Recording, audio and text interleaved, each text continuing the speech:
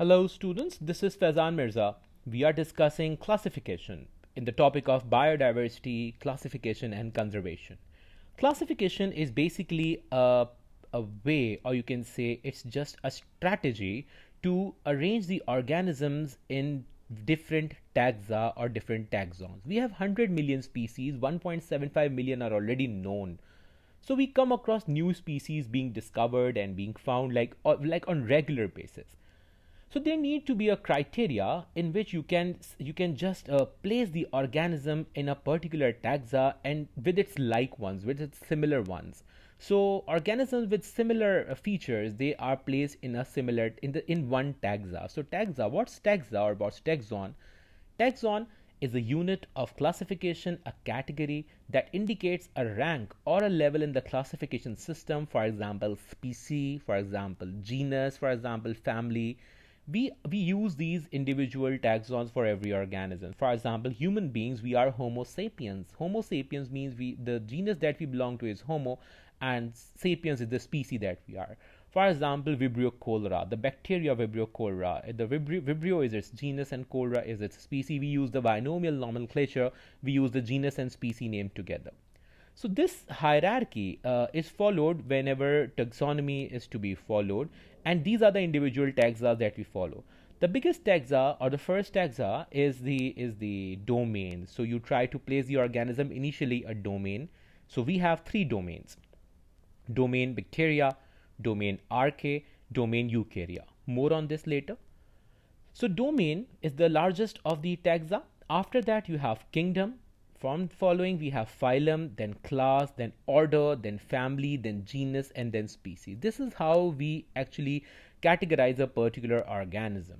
So you must remember the sequence of this hierarchy, like species, before that is genus, and before that is family, and before that's order, and then there was class, and before the class there was phylum, and before the phylum you this organism was placed in a kingdom, and then initially in a domain.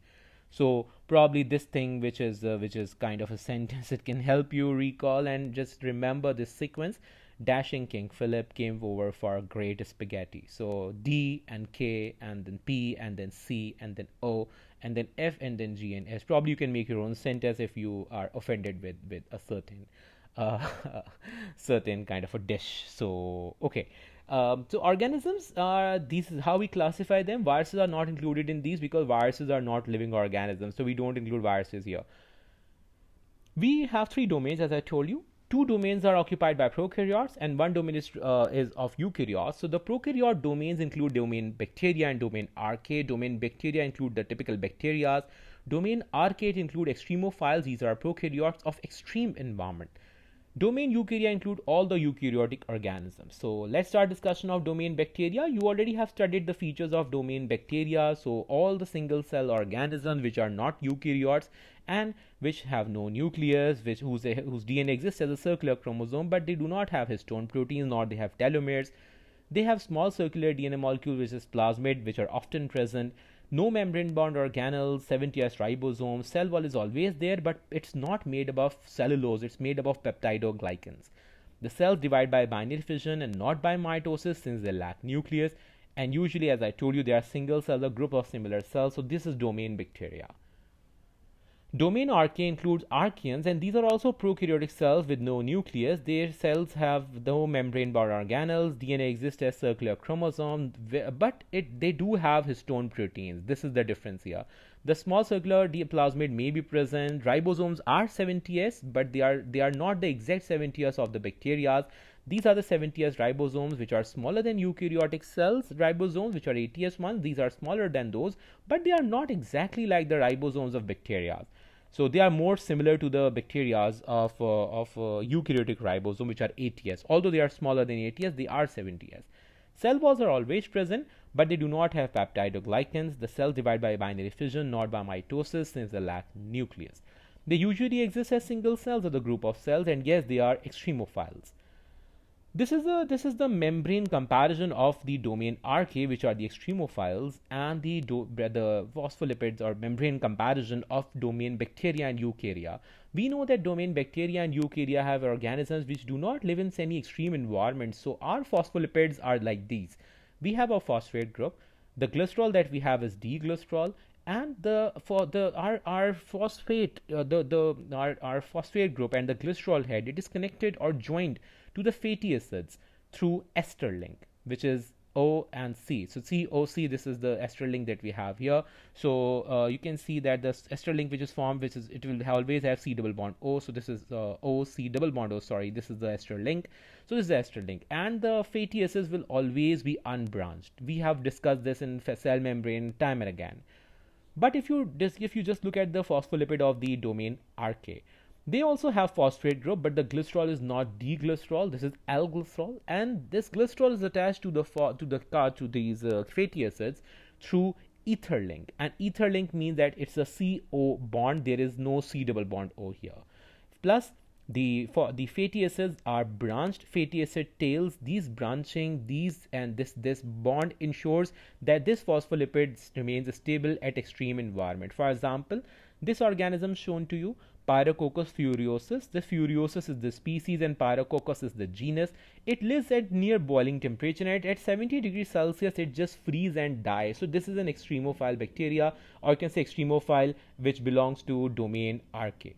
Domain Eukarya, it includes all the organisms which are eukaryotes, and they are classified into this domain, and they include 4 kingdoms: kingdom fungi, kingdom protoctista, kingdom plantae, and kingdom animalia.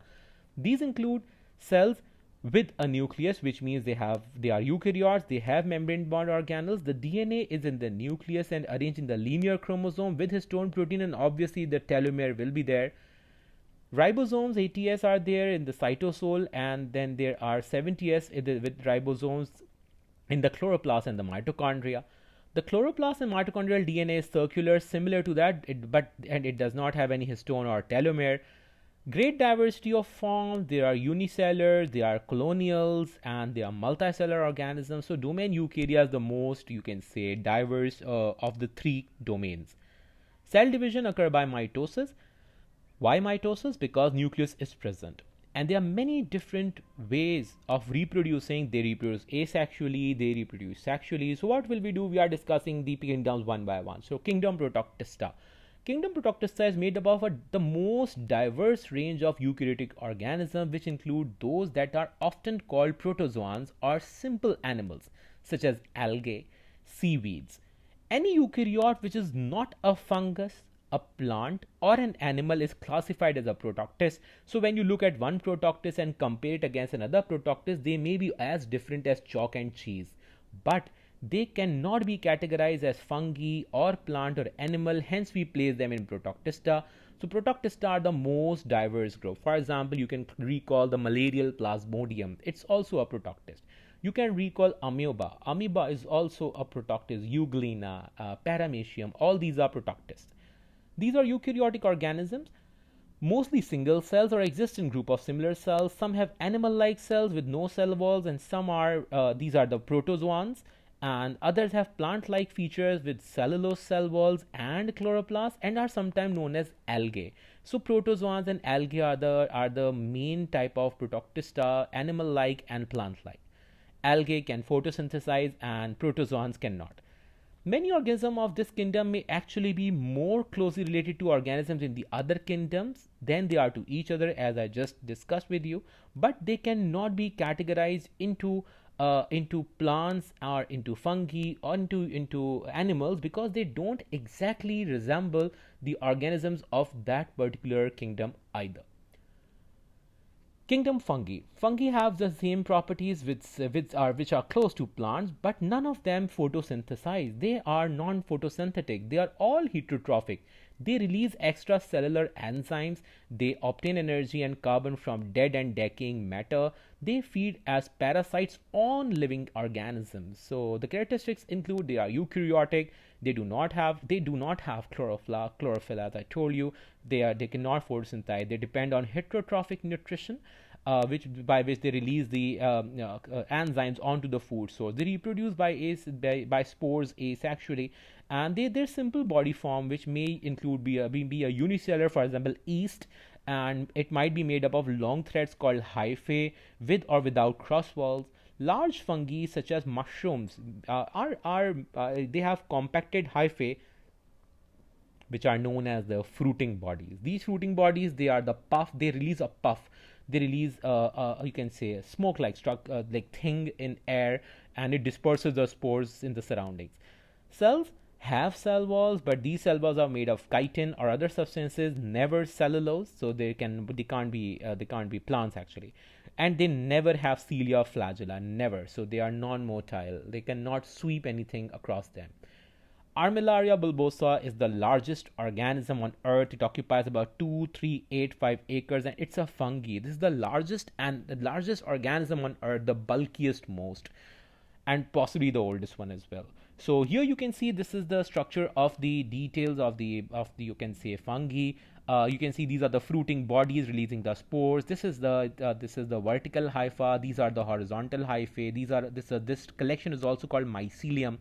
So if you cut through this, so this is the kind of structure that you see. You have a cell wall which is not of cellulose, you have the cell membrane, and you have the cytoplasm, and then you will have a vacuole, and you will have a nucleus. There are membrane bound organelles, but you will never have a chloroplast here.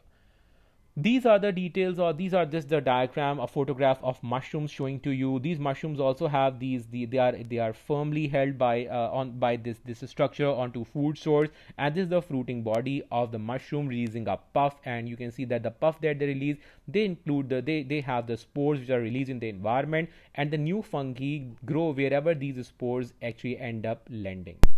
Kingdom Plantae. Kingdom Plantae are plants are all multicellular, never unicellular. They have complex bodies and often highly branched both above and below the ground, a characteristic feature of plants.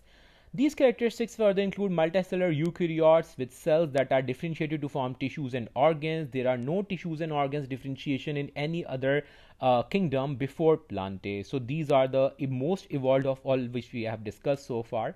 So they can photosynthesize because of chloroplast. They have large, often permanent vacuoles for support. They go for autotrophic nutrition, which means they can prepare their own food sources using the raw materials from the environment because they have the enzymes to do so. Bacteria can also do that, so they are also autotrophic.